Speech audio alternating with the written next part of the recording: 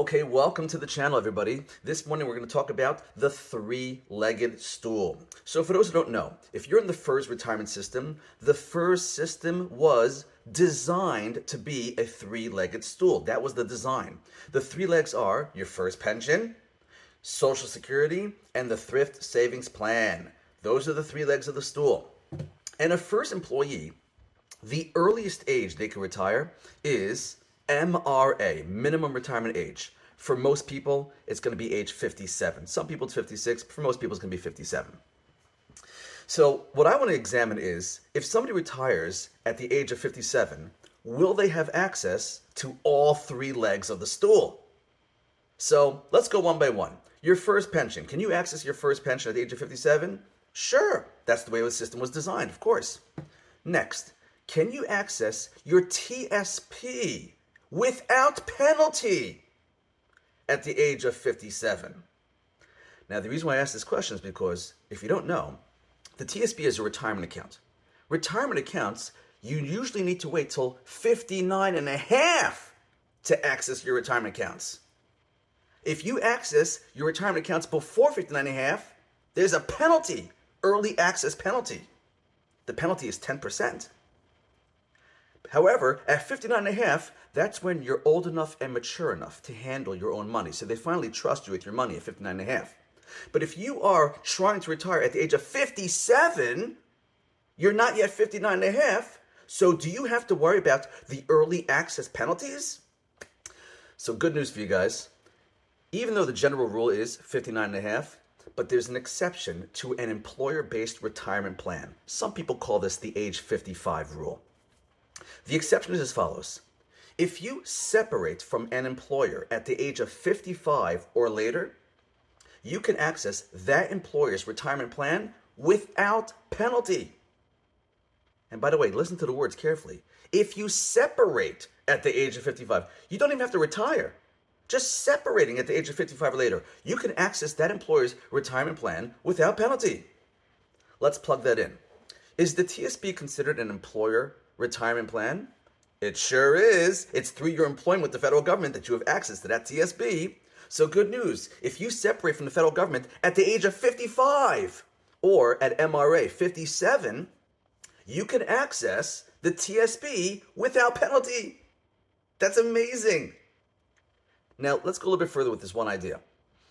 What about an IRA? An IRA, is that considered an employer retirement plan? No, it's not. An IRA is an individual retirement account. It has nothing to do with your employer.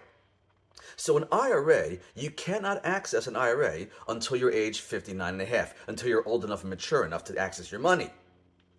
However, if your creative juices are flowing, you may spot a good idea over here. What if you take your IRA and roll it into your TSP? Then you could access that IRA along with your TSP without penalty. This same trick you could apply to a 401k. Is a 401k an employer-based plan? Yes, it is. So you can actually access a 401k at the age of 55 so long as you separate from that employer at the age of 55 or later.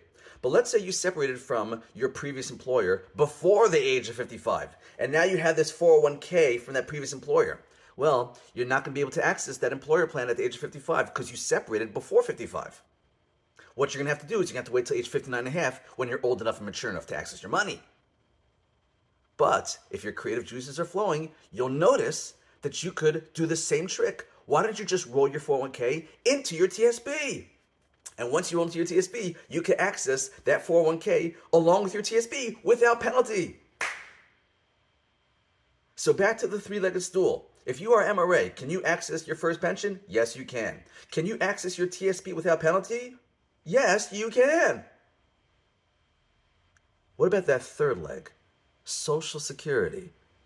Can you access Social Security at MRA, age 57? Well, actually, the youngest you can access Social Security is age 62. Oh man, so wait a second. So that means if somebody retires at the age of 57, they don't have a three-legged stool. They only have a two-legged stool. They have their FERS, they have their TSP, but Social Security they can't touch until the age of 62. So that's only a two-legged stool. How does that stand? It's a little bit wobbly, huh? So OPM felt bad because remember, they designed your retirement to be a three-legged stool. So what they did was they created the FERS annuity supplement. They call it the FERS annuity supplement. I call it the fake Social Security. Why do I call it the fake Social Security?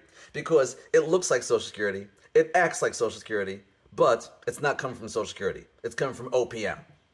When I say it looks and acts like Social Security, here's what I mean. It looks like Social Security in that the amount of money they will send you as this FERS supplement is going to be a percentage of your real Social Security benefit. What the percentage is a whole formula, and maybe we'll explain that another time. But it looks like Social Security in that they're going to give you a percentage of the real Social Security amount. It also acts like Social Security. Just like Social Security is subject to an earnings test. If you're making too much money, they will reduce the real Social Security. So too the fake Social Security. If you're making too much money, they're going to reduce the fake Social Security. There's an earnings test.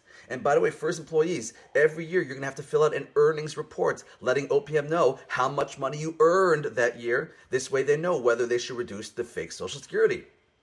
And by the way, it's only earned income that applies towards their earnings test. So for example, wages, W-2 employment, that applies towards the earnings test. However, your FERS pension is not considered earned income, so don't worry about that. That does not apply towards the earnings test. So the fake Social Security, it looks like Social Security, it acts like Social Security, but it's not coming from Social Security. It's coming from OPM.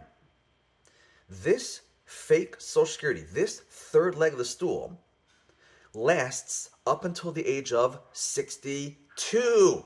So you can access it at MRA, but it goes into the age of 62. And then at 62, it disappears. So what that means is, from the age of MRA until 62, you have two real legs and one fake leg.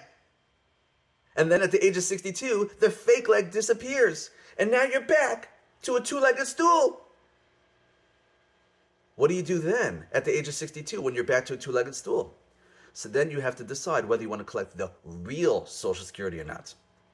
And that's a conversation we're going to have on a different video. Whether you should collect Social Security at the age of 62, whether you should delay it to full retirement age, which for most people is 67, or whether you should even delay it to the age of 70 when you max out your Social Security. That's a conversation for a separate video.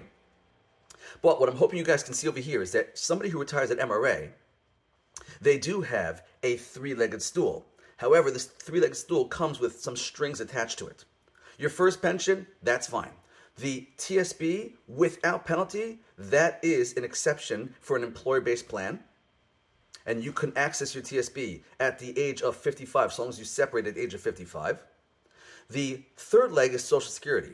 That third leg is a fake Social Security, not the real Social Security. And that third leg goes away at the age of 62, no matter what. And then you're back to a two-legged stool. And then it's up to you to initiate the real Social Security as the third leg of the stool. I hope you guys are following the content over here. Stay tuned for some more content in the future.